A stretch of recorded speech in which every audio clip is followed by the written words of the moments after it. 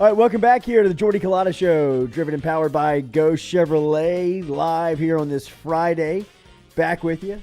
Hope everybody is having a good morning. Make sure you hit that like button, share button, comment button, as we're going to get to some recruiting news for you here. Before that, we will get to the preseason votes coming out from the media. Got to say, I'm very surprised to see what the outcome is here, as Alabama was picked to win the West. Followed by Texas A&M, Arkansas, Ole Miss. LSU picked fifth in the West by the media, only ahead of Mississippi State and Auburn. They also put a couple of players on the preseason All-SEC team, including first-teamers B.J. Ojulari on defense and Kayshon Boutte on offense. Second team, Ali Gay, and third team, Mason Smith. But LSU ranked fifth in the West by the media going into the season. We will talk a ton of recruiting with Shea Dixon, who is here with us. Good morning, buddy. How are you? Shea? Good. Yeah. Who else? Start. Who? Yeah. We're off and running. Yeah. He met Rooster, I'm so here. he's still shell-shocked. Crazy, huh? It's a whole experience. The holy experience. How are you? Doing Good to well. see you. Yes. How was media day? It was wild. What? Really? I mean, just kind of like all the stuff that's around it. You could really, I wish you could just kind of wrap that thing up in 3 days, 2 days. Jordy got torched for shaking Billy Napier's hand. Shake my hand. Yeah. Billy Napier. Should have shook Brian Harson's hand. Yeah, it should Got Was Big it- League by Tebow. Was the chick there? Was she there? Who's no, I didn't see her. I didn't see her. Tough. Damn, they finished to pick last, and I think she had a big Auburn? something to do with it. Yeah. A lot of the storyline about Auburn is that they had a lot of addition by subtraction is what they're saying. The ones that stuck, the one that stayed are like buying into the mentality and the program that Harson's building. It doesn't seem like he has a lot of support at Auburn. If you saw his statement, but we'll get to that. Shea, let's talk some recruiting. Let's talk preseason stuff. Are you surprised to see LSU pick fifth? No. We were trying to do the math when we saw that right before we came on of who it would be. So I'd guess people are kind of, I don't know what the votes look like. If they actually have like the number, it doesn't really matter. Yes, I do. I have the votes right here. I would bet Ole Miss and LSU are close. Like that's Ole Miss, very Ole Miss flip-flop. 675, LSU 591. That's not too far off. Yeah. Alabama finished in first place with 1,262 Points. Okay, this is on the point system. So I don't know how they're measuring the votes on this. Alabama had 177 first place votes. Texas A&M had 3 first place votes, and Arkansas had 1 first place vote. I wonder where that person's from. That tossed out the Arkansas first place vote. The 3 Aggies. Yeah, I wonder where they're from. Right. But that's kind of the voting breakdown. I'm just surprised to see LSU behind Ole Miss and Arkansas.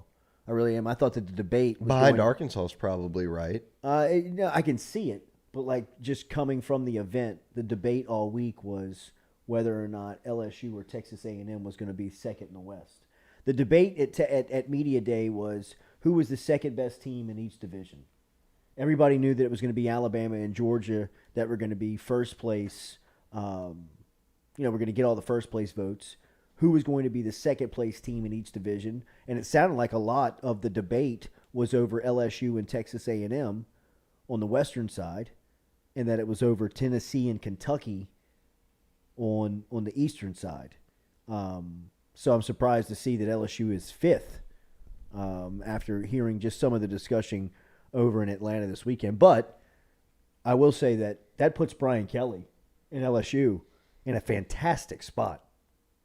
Well, isn't everybody who's being reasonable, even fans, saying we've won 6 games the past couple of years, we want improvement off that, so that would be at least 7 wins.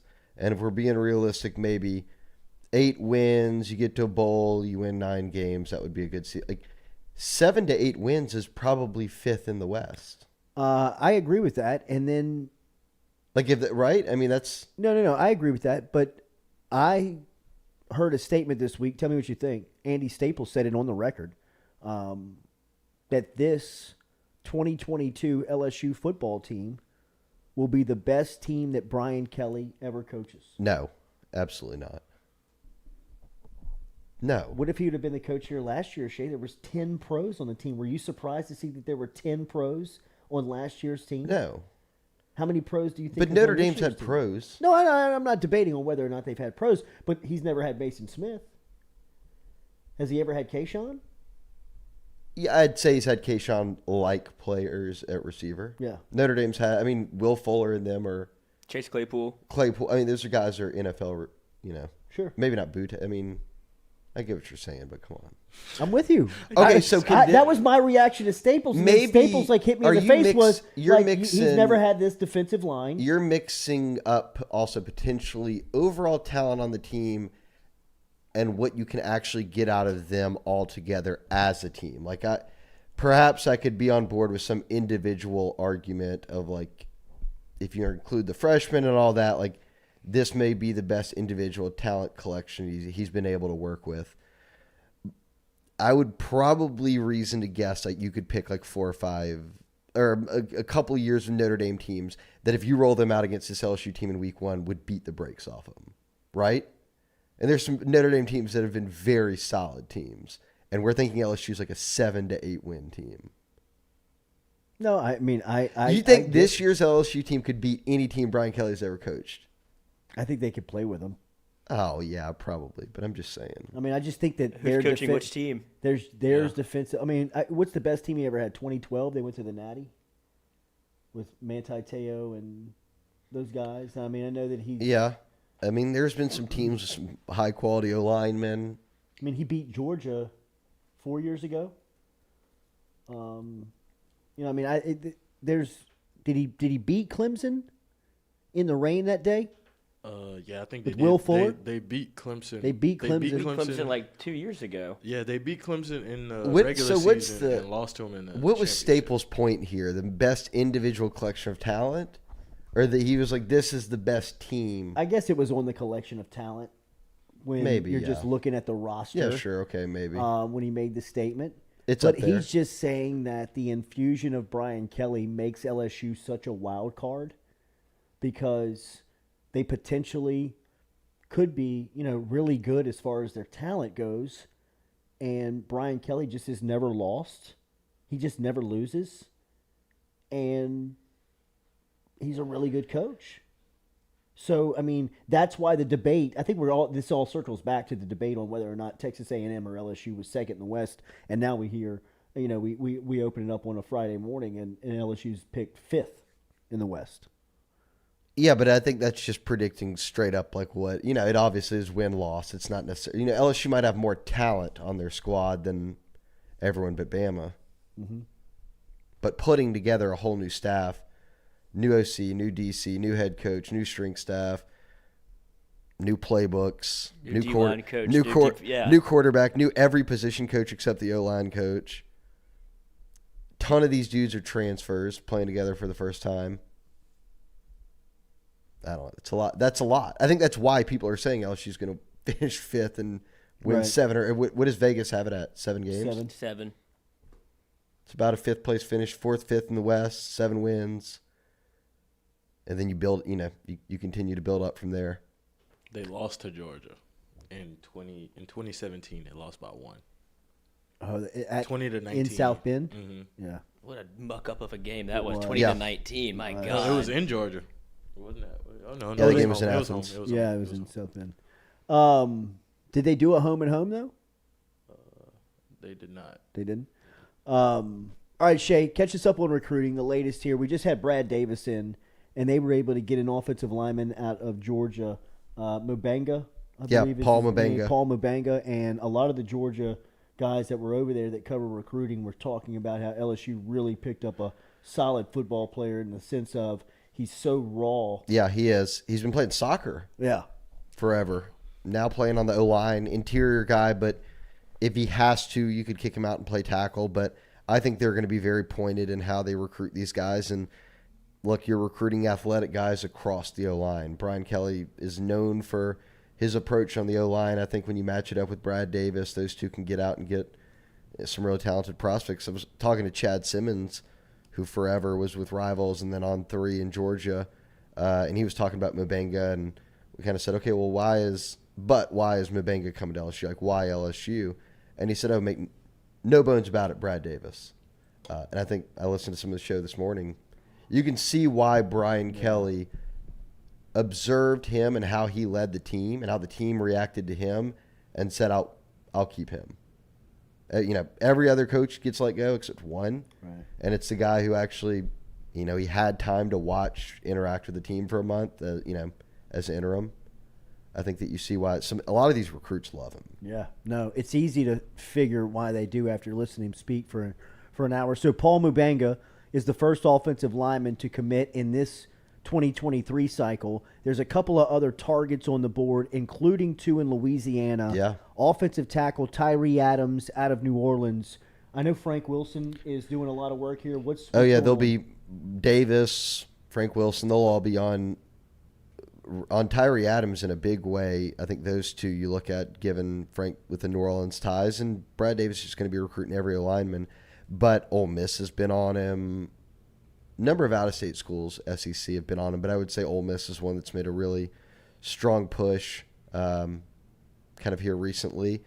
But they circled him, and as you were going to say, Zalance Hurd up at Neville as the 2 guys in state that are kind of considered must-gets. So this year in Louisiana, the 2 O-linemen you want right now that they've offered and are pushing for are Hurd and Adams. So you've got Mabenga, you've got some other out-of-state targets that you've kind of honed in on. They're always watching guys for that potential offer, which, I'm evaluated you in the summer. We're watching some of your senior film. Coaches usually at these colleges, after about week 3 or 4 of the high school football season, will get the film and say, all right, boom, here we go. Like, we've stacked up a month worth of film on this kid, this kid, this kid. Let's watch them all. Do we want to make a new offer? There's guys like that. But Adams and Hurd are, if you're running kind of your very basic checklist on recruiting, are your 2 Louisiana guys. How many offensive linemen do they want to take here? I think you always take 4 or 5. I think that's like, it's like a D-line thing. It's like you never have an exact, you don't ever say, man, we're good. I think we'll take 2, at those positions, just because you're starting 4 and 5 guys and injuries, and you want depth and you want to develop. So yeah, I'd say O-line and D-line, you're always taking 4 to 5. What's going on in recruiting right now? Kind of where's it at in the cycle? I know that it's technically dead. So not a ton, is for as 24/7, 365 as college football recruiting has become and is becoming, obviously, this would be considered kind of the one down period in a way where we're not close to any of the it's a dead period that's not close to any signing days. We just came off of a busy spring eval and summer eval period where kids could take visits and official visits now. So there was, a wave of commitments that came right as the dead period arrived that were obviously just a culmination of all the staff's efforts during, from when they were hired really, but during the spring and summer. But now it's until the end of this month when they'll have just one open weekend. So they'll have like Thursday to Sunday will be open, and meaning coaches can host kids and see them again and do all that. Then it'll go dead again for all of fall camp and open back up for the football season, when they can come to a game and stuff like that. So I'd say between now and the start of football season, there's only one more weekend where they're actually interacting with recruits. And beyond that, it's just going to be kind of completely, you won't hear a ton unless it's kids kind of shutting things down before their senior year. Has there been positive feedback on LSU staff? Yeah. They've got they went from 5 commits to 16 commits in a hurry, in the span of just a couple of weeks. So they had to feel good about that, sitting top 10 pretty much regardless of which recruiting site you want to look at or where their team rankings are right now, which sits, third and fourth, depending on what site you're looking at, is where they rank in the SEC. So if you say, and you've got some announcements, we talked about Zalance Hurd and Tyree Adams, 2 guys. Let's see if they shut things down before their senior year, if they let it play out. We'll talk about Shelton Sampson in a bit. He wants to shut things down before his senior year. But you can move up. But even right now, a month out from being really in the thick of things with the football season and recruiting, your top 10 and top 3 or 4 in the SEC with a coaching change and coming off back-to-back 500 seasons, You'll take that. Yeah. Kylan Jackson is a safety up at Zachary that we got a question coming inside the chat from Cordell. Asked Shea, how is LSU looking with Kylan Jackson? I feel like they've recruited Jackson more as time went on. Like as they made the evals, they looked at the out-of-state crop, they looked at the in-state crop, and they seemed to hone in on him then. But not that they weren't already pushing before. But it seems like that's just increased. And they have a couple of safeties already committed. They have Michael Doherty, Ryan Yates, Kylan Jackson would be one of the top 10 safeties in the country. So they're on him. I don't know if he's shutting things down kind of anytime too soon, but I would say A&M's a team that has definitely, with a number of these kids in Louisiana, has done a good job of recruiting to where you're kind of watching to see if it'll be an LSU A&M battle. But, at this point, like Bama's not all over them or anything like that. So I think it would be LSU or A&M. LSU popped a couple of days ago with a big 5-star commitment in Jalen Brown, the wide receiver out of South Florida. They've had a 4-star wideout committed in Kyle Parker out of Texas, who I know is set to come in a couple of days. What do you know about Parker? Parker's obviously a kid who's a 3-star, but last year was kind of his first year of full football, and there's some thought that and he had a big year this year, that this senior year will be one where he kind of really breaks through. He's got some good track stuff. He looks good you watch his film, and a very polished player who's considered he's only played a very short amount of time. So that's another upside play, I think, at receiver, just because he's got good athleticism. It's verified through track and field. And then you've seen a bit of football film, and you feel like maybe a senior year will be a big one for him. And then they get Jalen Brown, who's a 5-star in some spots. But for me, it brings up, I've said this before, but it's an interesting dynamic, I think. And look, Shelton Sampson's out there. We know they're all over him. Kai Preen is a guy in Louisiana that they've offered. He'd be a receiver. Potentially they're on him heavily. LSU has never had to leave Louisiana to get receivers. Yeah. And you're coming off a year where Kendrick Law, Shaz, Preston, Aaron Anderson, who had been committed to LSU at one point, all these guys leave the state and go to Bama. So you have to – Shelton Sampson, for me, is one of the most important players on their recruiting board for a number of reasons. But I will be interested to see how often they're really going out of state, because you've got – Cortez Hankton in as a receivers coach, and he's been at Georgia and all, but he's a St. Aug guy. He could certainly understands the talent that comes out of Louisiana each year. You've got coaches on staff on the offensive side who certainly have a familiarity with Louisiana recruiting and what the talent the state brings at receiver. But really, I guess I could go through and look at it, but name the out-of-state receivers that came here and played. Dwayne Bowe would be the last one. Brandon LaFell was after. Terrence Tolliver was after that. Tolliver was obviously in this rough point of LSU football where they just weren't throwing it and didn't have the arms at quarterback to get a guy like him the ball. But he made a lengthy career out of a Canadian Football League. He was a 5-star good player. But Alex Adams was here. Out of Mississippi, he left quite quickly. I think he's at Toledo or something now. Cadron Boone. Yeah. Where's he from? Georgia? Florida. Ocala. Florida, yeah. But Cadron Boone, when you think about the production he brought, you would say I could find a guy in Louisiana that could have brought that production, right? Derek Dillons of the world, guys like that. It's, to me, when you just look at the receiver thing right now, they have 2 commits. They're both from out of state. Granted, Jalen Brown's talented. They feel good about Kyle Parker. You're not going to take all the kids from Louisiana every year just because maybe Louisiana doesn't have all the talent at receiver you might need or whatever it might be. But I don't know. I just think about not just how great LSU's been at receiver. They're wide receiver U. They've got all these guys dominating in the NFL, from the Odells to the Jarvises to this young crop of Justin and Jamar and Terrace and all these guys, DJ Chark, Russell Gage. These are all Louisiana guys. Mm-hmm. Shelton Sampson. Stack up on the Louisiana guys. Kai Preen, Shelton Sampson. Another one, Shelton Go Sampson. make the evals. You look at Vandy's leading returner at receiver, Will Shepard from Louisiana. There's guys here. Yeah. Where do they stand with Sampson? I mean, they're going to battle every team wants him. Bama's, all over him. There's a number of teams like the out of state. I would say Bama being one of the biggest that's kind of really pressing and wants him. But Shelton's quiet, so he's not going to say a lot to anyone.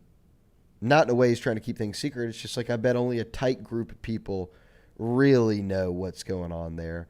But I know LSU seems hopeful about kind of where things are there. You talk to folks around the Catholic program, and there's a sense that it's not like he's itching to leave this type thing, right? Like that he could see himself at LSU and being, that guy that's like, first round pick, Chase Jefferson type of player. He's the real deal. He reminds me a little of Terrace Marshall coming out, but I think he's a must. He's just so big, long, can go up and make any play. His athleticism's wild. Cool. And he's been healthy. That's the other thing. It's not, some of these guys came in a little banged up, Terrace being one of them. Shelton's been healthy, so I think he's a real deal. I'd be the number one most important guy, I think, for me. Do they recruit Preen anywhere else? I think he's like an athlete, so like DB, like a lot of those kids, you can remember Tre'Davious and a number of guys who have come in. Odell could have been playing DB just as easily as receiver. So I think there is a lot of kids, much like a Preen, who are just such good athletes that you get them in and you put them on receiver, you put them at corner, DB, and you kind of figure it out. What's going on with Curly Reed out of Lake Charles? Committed to Washington, I think. Yeah. I think it's just, he's coming off to an ACL injury where he hasn't played in a year. So I think maybe some schools were at least kind of monitoring that. He seems to have found a fit with Washington. Gosh, I can't remember many kids, maybe ever, I don't know, we'd have to check it, that go from Louisiana to the Huskies. So we'll see if he ends up signing there. But if so, that'd be a good, nice snag for them, especially if he can get healthy. Where does the attention turn right now as far as needs go in this class? Because you mentioned that they went on a flurry there. Yeah, for so a minute. You're at 16, and you got a bunch of D linemen in that wave. I think now for me, I think the focus should turn to Louisiana. I think it should turn to how do I get Shelton Sampson, Zaylance Hurd, and Tyree Adams. And I guess I could go down the list. I'm sure I'm missing. There's a lot of guys that have not committed yet. Osbury's and everybody else. Do you expect Osbury? I kind of have set my Osbury meter on going out of state. I think so. Yeah. Yeah. I've said that though and I think Osbury's every kid's situation is different, right? But these U High kids, if they've been going there their whole life, I think it's tough. It becomes tougher to keep them at LSU on the same campus that they've gone to their whole life than when they get to go out on these official visits and they're like, this is awesome. Nobody knows me here. Like, this is great. Like, I can finally be somewhere where I haven't been every day for my whole life. I think there's a bit of that in some of these U-High kids. Not that you don't love LSU and aren't around it. Don't go to the game every Saturday and walk around campus with their college students. But I think there's some, there's something that's appealing to kids like that who, and I get it. If I went to kindergarten to 12th grade at some place, I'd probably be interested in checking other things out too. So Notre Dame is what everyone seems to think. The crystal balls are all popping Notre Dame. So is this all Marcus Freeman? Well, Notre Dame. I mean, what's going on here? Is it just with them kind of like stacking kids up? Oh, I think they're riding that Marcus Freeman hype because I think he's got that juice to him. The juice to him to where he's a big time recruiter and gets very involved with it, and I think it pays. Kids get on board, it pays off. But I think for them, they've put themselves to me because now they're very much like, look, we lost our head coach and we're number one in the recruiting rankings. We've never been there. Like, watch out, Notre Dame is no different to me right now than A&M. Buying a recruiting class or two, finishing number one both times, and being like, everyone's coming to College Station. Well, then y'all both have to win. Mm-hmm. And if you don't win, not only is the national media going to go even harder on you because, well, Notre Dame ain't winning. Well, they lost Brian Kelly. They had their best two recruiting classes ever, and they had average seasons. They weren't in the postseason picture. What's the deal here? Yeah. A&M doesn't win. It's y'all bought all those dudes and y'all aren't even winning. You got an NFL salary cap team. Hope y'all kept the receipts. Yeah. I thought that recruiting wise, I know we're going on a little tangents here, but I was listening to different coaches at media days, and maybe Josh Pate it was, had a little sit down with Saban, and they were talking about NIL stuff. And it was almost like Saban was saying, look, NFL at least has a salary cap and has agents and has all these different things that look after the well-being of the person involved. He's like, my concern here is we're like in no man's land here where kids can just sign whatever with whoever, and now you don't have any oversight over it. And how's that protecting the kids? It's a mess, man. I'm telling you, it's amazing how much it dominates every conversation. It should. In college football. It is. Because you got to get it figured out. You couldn't take 3 feet in Atlanta without a group, coaches, media, players, somebody talking about it. Here's the thing. I think the simplest way to describe it, I don't know if anybody out there this day and age would say, the kids shouldn't have something, right? If I'm selling, like people had an issue with everyone in the stadium is wearing a Joe Burrow number 9 jersey that they bought at the LSU sports shop, but Burrow gets nothing. Right. Right. Like that was the crux of the issue. Like that was like the easiest literally way name, image, and likeness. That was the easiest way for people to describe an issue that they see with college athletes not being paid. I'm not even talking about kicking back money from the conference or whatever you get at the end. Excuse me. Pass that over here. Simply, you're selling my name, image, likeness in your university store and Fanatics, and I get nothing because I'm an amateur athlete. Like the Supreme Court said. But any other kid on campus could sell whatever and make all the money they want. Right. But you can't because you're an amateur athlete. We got rid of that. I think everybody understands that at a fundamental level that wasn't right. Where we've got to reel it back in now is how we immediately moved from nothing to it's like to pay for play. Kids are getting these deals promised to them and perhaps in writing at times before they even go to the school, right?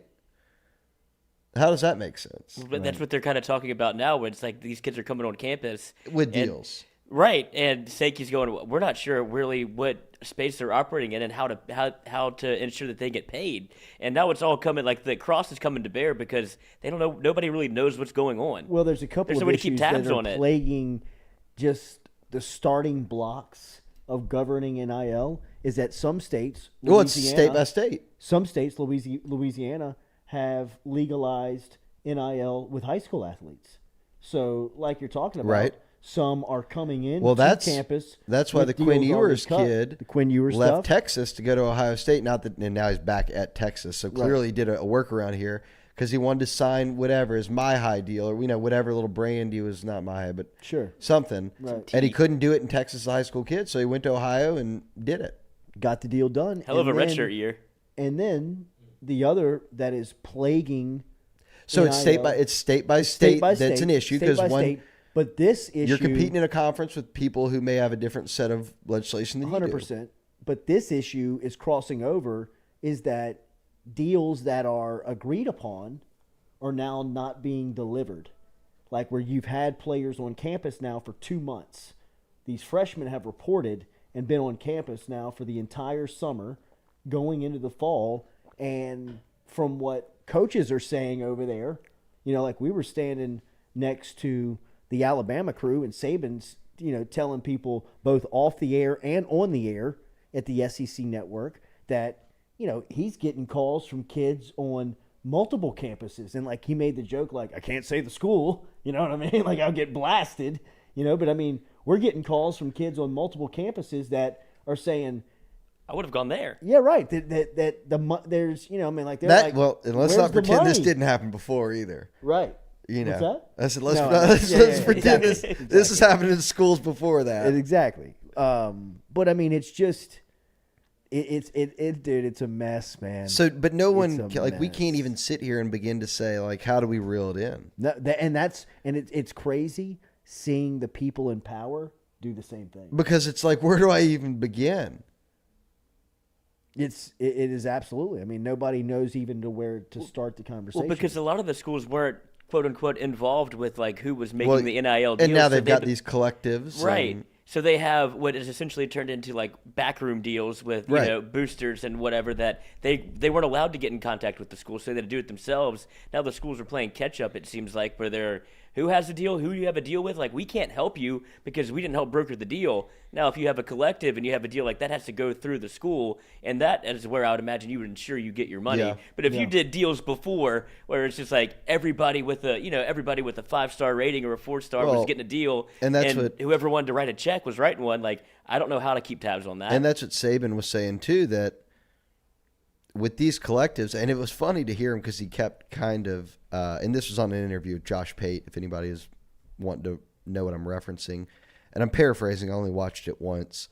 But he was like, look, with these collectives, we're doing the one thing that we've always said we weren't going to do. Like, we've always tried to keep boosters out of recruiting.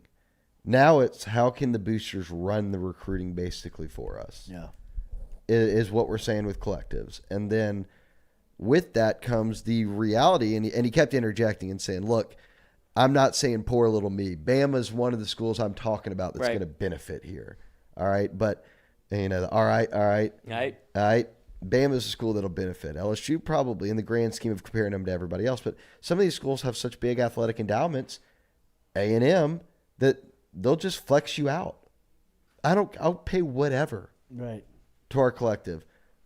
No, that's it. And Lane Kiffin brought that up, and he said, "I told y'all this 2 years ago." Told y'all. He kept saying, "I've told y'all so." He said, "You've legalized cheating, and then at certain schools, you've given so much power to the booster that what's next? Am I Well, gonna have are to call boosters calling somebody?" shots? He said, "Yeah." He's like, "Am I going to have to listen to somebody tell me who to play? who when am I to going to play? recruit? I'll Or give how you much playing time they get?" I'll Like, give you a perfect example of something that could happen. Let's say that we can. This is a made-up story, obviously, but LSU is after who? Jaden Rashada and Dante Moore or whatever at quarterback. And well, what if these boosters say, "I'll give $10 million, but to Dante Moore, I'm not going to give it for the other kid." If you're saying I'm going to. I could see that happening. They're deciding your recruiting They class for you. decide for you who you're taking based off of who they want. definitely. Or it could turn into, hey, look, we're going to get Dante Moore. Well, I don't want Dante Moore. I want Arch Manning. We'll give you money for Arch Manning, but not for Dante. Well, now all of a sudden you're making me. Now I'm out of the Dante Moore. You know what I'm saying? I'm making it again, not Dante Moore, not any of these kids, right. but Examples. example A and B. I could see it happening with something like a quarterback where it's like we only get one. It's very much a public conversation in terms of the dialogue of even the most someone who knows nothing about LSU football recruiting will know who the quarterback they saw. Like they know who Walker Howard is. They don't know anybody else. So like I could see that happening where it's like this kid wants this. Well, I pay for that quarterback. Right. No, that's all they want. See that quarterback right there? Oh, It's me. yeah. Oh, Yeah.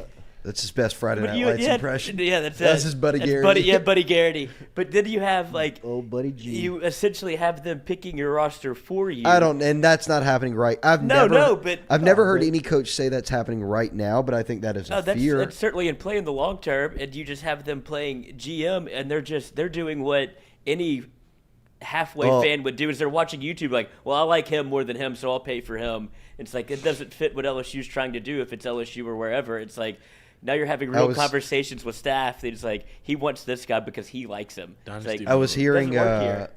gosh, what was it? Maybe a national radio of some sort. So they were talking at a very basic level about recruiting in NIL, and they're like, man, you know what colleges need? And they're like, this is a great idea, a GM. I was like, oh, God. it's happening. Everyone's got one now. Which I'm wondering now, is everyone about to have to employ a GM again? Or Austin Thomas will be a hot commodity. the OG of the GMs. Him and some OGM. him and that Arizona guy, I think, were like the first ones. But like Barton Simmons is Vanderbilt's GM, the old 24/7. Like, Really? Him and Clark Lee went to high school together, so I think they're thick as thieves. It's a great get. I mean, Shea, it was. How many times have you been offered a job by? No, No? what school? That school should fire everybody No, immediately. but I if mean, they ever really did not, that. because you have the database. You know the kids. You have the knowledge of who they are. You're not going into, hey, Shea, who should we recruit at cornerback? But, hey, Shea, who's the 3-star that's in Westgate that we need to be talking to? Oh, his name's X, and he's connected to this guy. You should probably talk to him here. Here's his relationship. Like, okay, I mean, LSU's got an extra $70,000 laying around to put somebody on staff just to do that. I'm sure. Yeah. Well, that's happened before. No, I have not. Ryan Bartow, who used to be at 24/7, has been working for Florida State for 3 or 4 years. Yeah, I mean, I would think that, like Barton Simmons, that makes a lot of sense. You know what I mean? Like if I was a head coach, I would call. He's their GM at Vandy. You know, somebody that was in that role that knew national recruiting and say, man, Wonder what he makes a year. Well, 200. Yeah, probably. Shit, I bet he makes more than that. I was about You to think? say, I was It's thinking Vanderbilt. 5. And it's the relationships that you get with that, you know, with that position. If you brought in somebody like a Shea, he could be like, I'll tell you that, like, look, he's not happy that LSU's not talking to him. Yeah. Like, Yeah, but like, you get that could only pay off for like maybe one cycle if in the idea that y'all are thinking Consultant. But then I guess it wouldn't be known because you don't want Shea to burn any bridges. They don't want to know they're talking to the plug. Are you in? No, no. He hasn't been working for quite some time. I am out on everything. Are they going to get Ricky Collins? I don't know. They want Ricky Collins. I think so. They want Ricky I Collins. think that eventually LSU wins that. I mean, it's the home team. It's LSU. He has been firmly committed to Purdue, but I don't. I mean, has Rick seen a winner yet? Has he done winner in Indiana yet? Has he gone to a game in November? Maybe he did actually. I mean, Rick, cuz Maybe he's just like, I'll be playing, so it won't be cold. that's a lot of snow. I mean, It's a lot of snow, coach. bruh, I mean, look. that's different. I do think that they'll. I think that they'll get him. Right? I mean, Sloan's doing a lot of work here. Yeah, I think they'll get him. If not Ricky Collins, you don't see them taking somebody in this cycle. There's nobody left really that fits. That's the other. Then you're getting into like senior year evals where you're really seeing if a kid or two popped up that. Matt O'Dowd. Yeah, right. That maybe had been banged up last year and like they're a big time player, but just hadn't had the chance. But no, I'd say from there your conversation would probably turn to the portal or, yeah, just stay Ricky Collins. What about like Desmond Ricks? Well, I don't know what he's been up to. Let's see. I I thought think he's still on that top 8 list. Yeah. But he wanted to make an announcement, I thought, before the season, or is he going to the Under Armour game? Let's see. No, I don't think he'd do anything before the season. Just because he's still so young. He's a 2024 guy? Yeah. Okay. Yeah, I don't see anything about anything coming up. But yeah, that's a number 1, 2 overall type player that's got LSU seriously in the mixed. IMG? It's tough to recruit IMG though. I mean, LSU's gotten dudes out of IMG, but everyone's on full display. Like every team is through there, Yeah, so sure. every team is on them. What do you know about JoJo Stone? Not a ton. He's also 24, so I haven't dug too deep into him other than that when he committed. I kind of watched his film. Yeah. Let's see. Top 15. So already a top 100 kid as things expand. He'll stay a 4-star type person. 20-something offers coming out of Grayson. God, there's some. Georgia just has such good football. I know.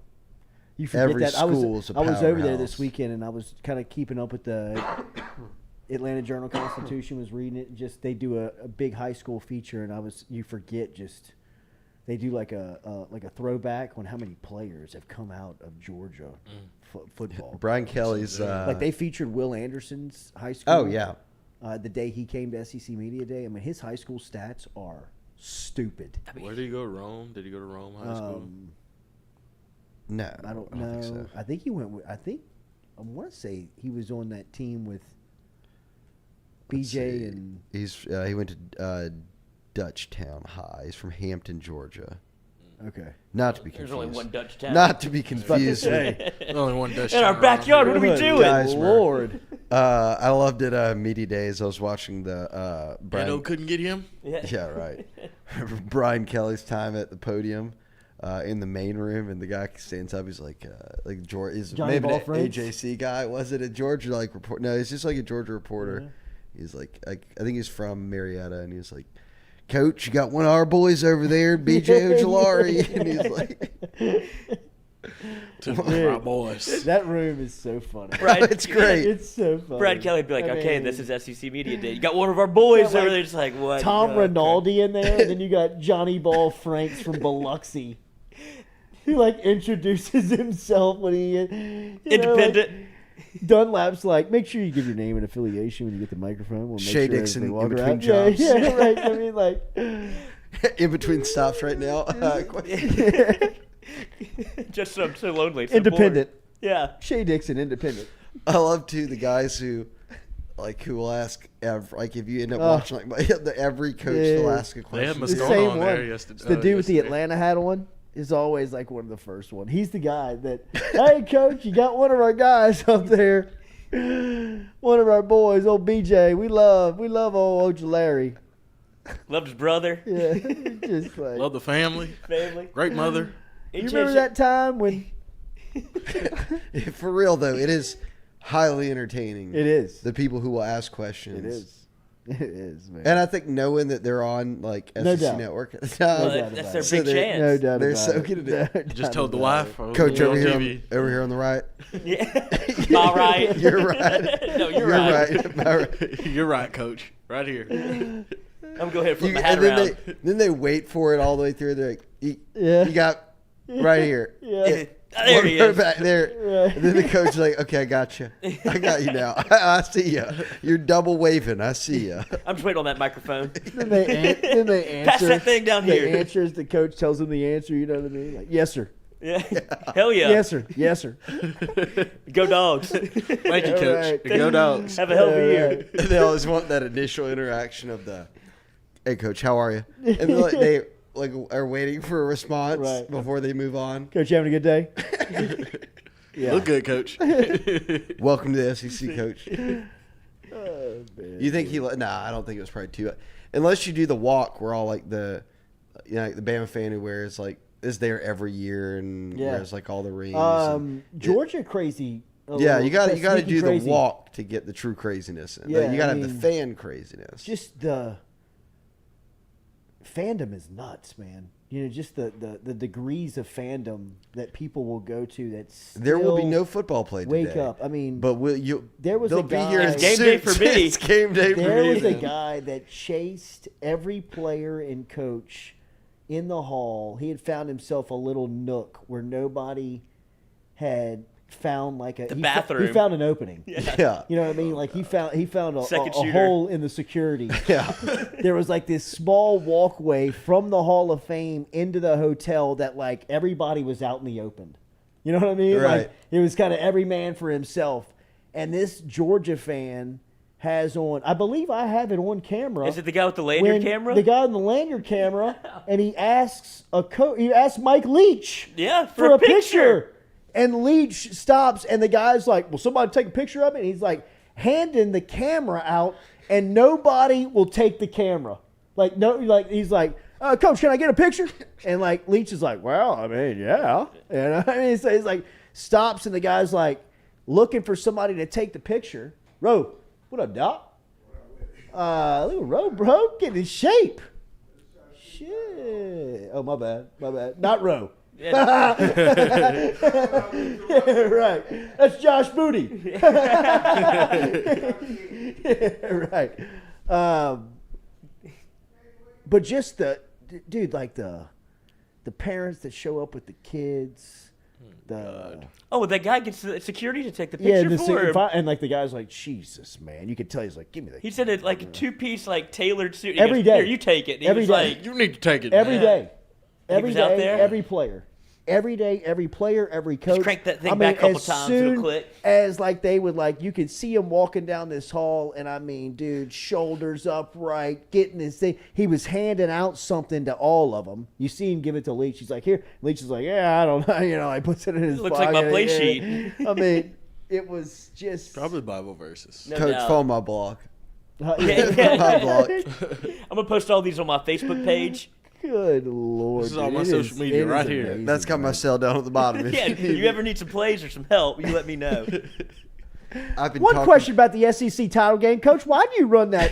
Why'd you run that reverse in the third quarter? You had set up in the first. Nick, remember when you faked that field goal in the Yeah, national just championship? What were like- you thinking? Get this Yahoo out of here, man. You mind if I get a picture, Coach? Like, I guess not, man. Fuck. This is easier than telling you no. Yeah, right. Here, just snap the shot. Oh, look, that lens cap's still on there now. That's up for every picture.